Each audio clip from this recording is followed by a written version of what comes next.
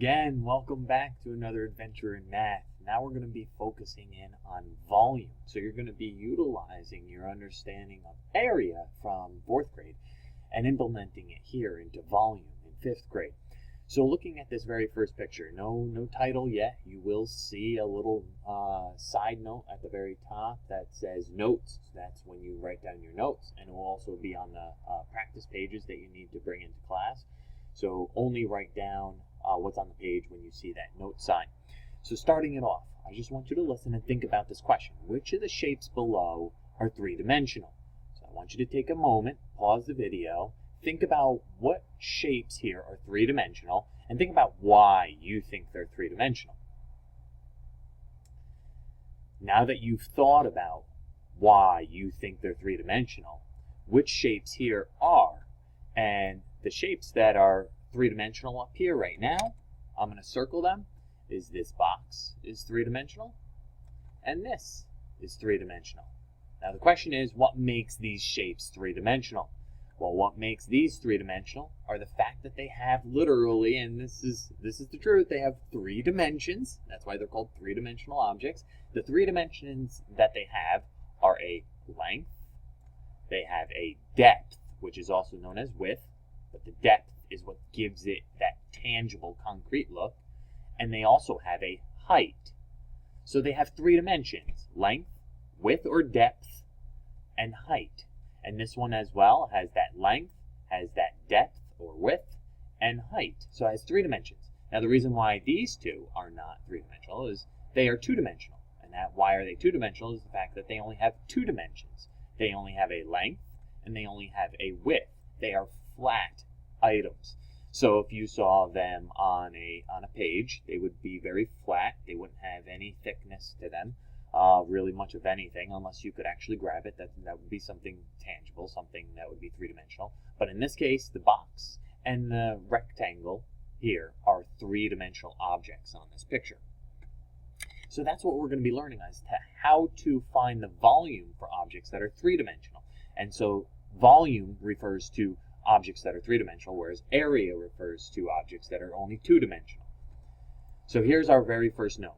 Write down the title, volume, and write down the definition of volume, which is the amount of 3-dimensional space an object takes up.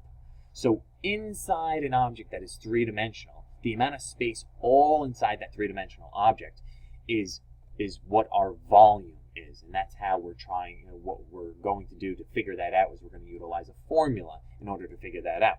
Now if you see here, area has 2 dimensions, the length and the width, and our volume has 3 dimensions. Now notice what I said here. This is the depth, so that width is also known as a depth.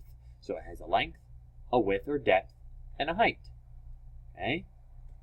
So write that down, copy down these 2 items. Now copying down or drawing a 3-dimensional shape is kind of tough, but I would like you to practice it at least one time. Show that volume adds that 3rd dimension. It's the amount of space inside a 3-dimensional object. So it's all inside, including the height, the length, and the depth.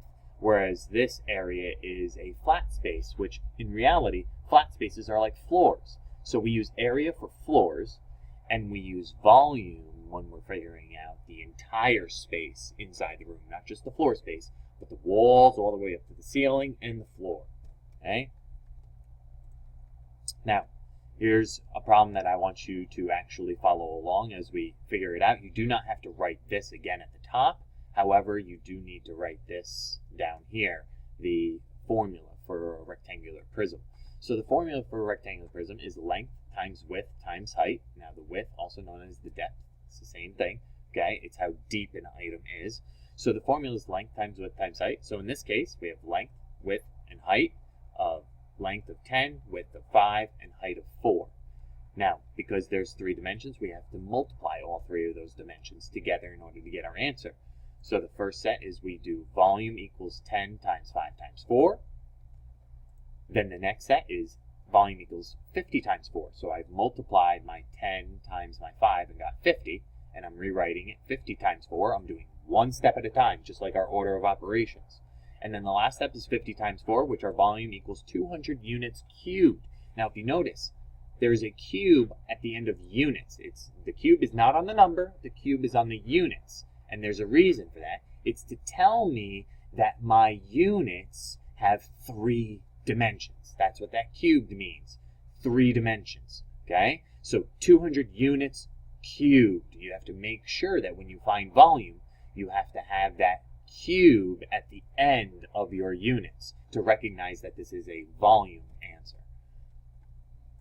Now, what other formula do you see in volume? From 4th grade, you should also see your area formula.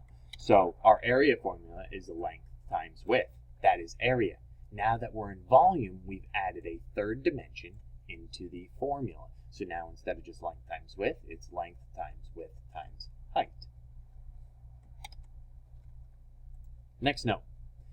Here we have an actual square. Now I want you to recognize the formula for this one. It might change. Now, technically length times width times height works for this. However, you might see the formula as volume equals S cubed. And that means S stands for side. So for a cube, if we only know one side, we actually know the whole cube.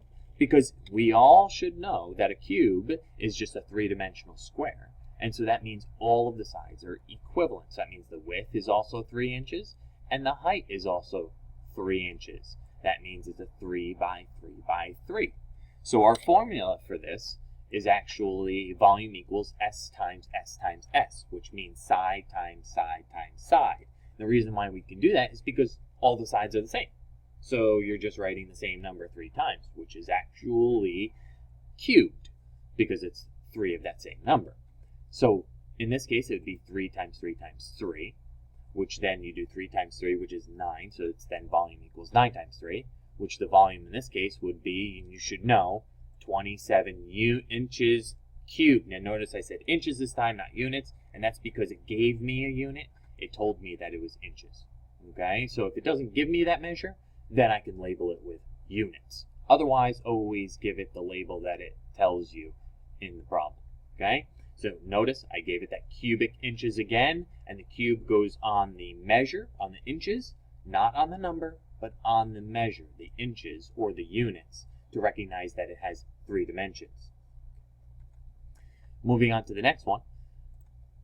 Now here's your independent practice. I want you to complete this one all on your own. This is the volume of our classroom. So you're going to figure out what our volume of our whole classroom is, which it is actually a 31 by 25 by 9. And yeah, it's 9 feet high, and it's 25 feet in depth, and it's 31 feet long. And the next problem I want you to solve and bring into class as well is this, where what if there were no dimensions given to you, but it was just shown in cubes? Now I'm going to give you some clues to find out the answer to this. First one is count the cubes for each measure. So you want to get the measure for each side, length, the width, and the height. Okay, and then when you're all done finding the answer to this, I want you to also answer this: what shape is this? Okay, so 2 problems. Bring them to class. Make sure you have those answers, and we'll go over them. All right. Happy multiplying and finding your volume.